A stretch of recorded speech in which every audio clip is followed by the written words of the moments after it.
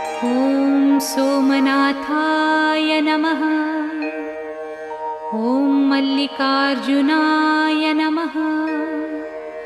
ॐ महाकालेश्वराय नमः। ॐ ओंकारेश्वराय नमः। ॐ वैद्यनाथाय नमः।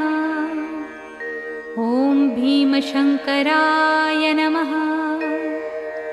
ॐ रामेश्वराय नमः। ॐ नागेश्वराय नमः। ॐ विश्वेश्वराय नमः। ॐ त्र्यम्बकेश्वराय नमः।